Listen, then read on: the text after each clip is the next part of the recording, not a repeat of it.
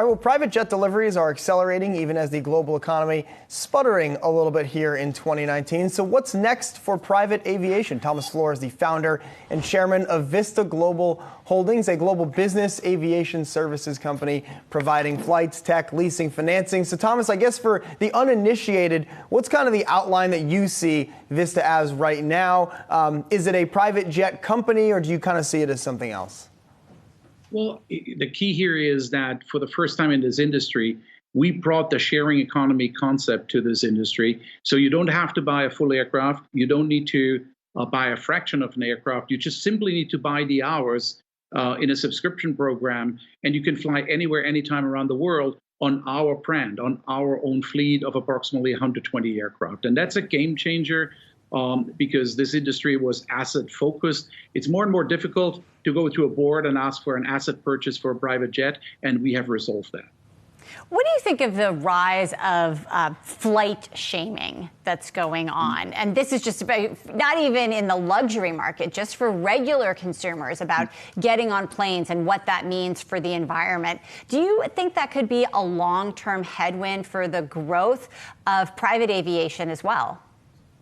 Well, I mean, first and foremost, we're very, very conscious about the environmental issues. So we're working with carbon offset programs. We're flying relatively to brand new aircraft, which are extremely fuel efficient. This industry is maybe sometimes way too much looked at from a kind of like Hollywood studio point of view. That's not what it is. It's a time saver for the most influential people around the globe, people who do need to go from A to B in the fastest and most efficient way possible. That creates jobs, that creates competitive advantage, and VistaJet has resolved that with its own fleet. So we're looking at it, we're acting on the environmental issues, but this industry is here to stay. Thomas, I believe you fly Boeing planes. Do you still have trust in Boeing right now? No, we're not flying Boeing. We're flying Bombardier aircraft. Those are mostly Global Express, connecting pretty much the globe with one stop, 12 to 17 hours nonstop flying. Would you be open to flying Boeing planes if they offer some discounts given their troubles recently? Well, I think it's not up to me to judge, really. Any purchase we make as a company goes through a very rigorous process before we go out for tender, then during the tender process of acquiring the aircraft. And whoever wins at the end is going to be an airplane which has a track record of safety. Safety is the number one concern.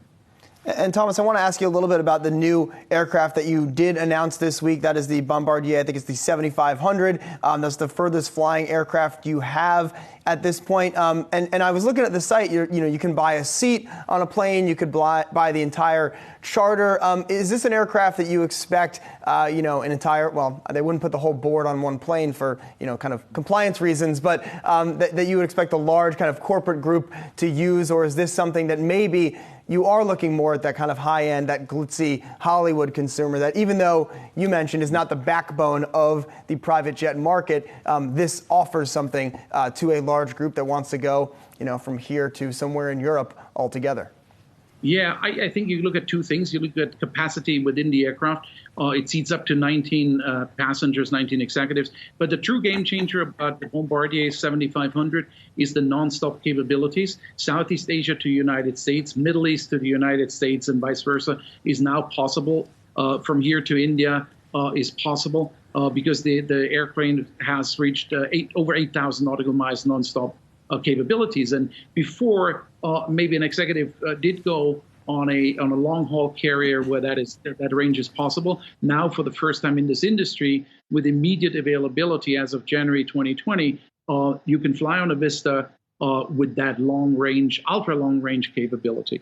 So you are a global company. This is an expensive proposition for people. It can be a luxury item. I know you believe it helps people get where they need to go faster. So time is money.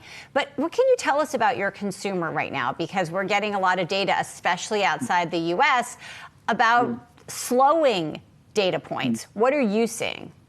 Well, look, I think you're making the right point here. Whilst the world economy is kind of like slowing down, our business model, what are we competing against? We're competing against full aircraft ownership. And since the average utilization, this is the key data point here, is average utilization of a business jet is only about 250 hours per year. We're flying these aircraft between 1,000 and 1,500. So we're bringing the unit cost per flight per hour down significantly. And that now allows access to these private jets, which are time machines, to get from A to B in the most efficient, but also most cost-effective way. So whilst the world economy is slowing down, our business model is actually accelerating because we're offering the same proposition at a lower price point. And that's transformational. All right. Thomas Flohr, founder and chairman of Vista Global. Thanks for joining us. Thank you.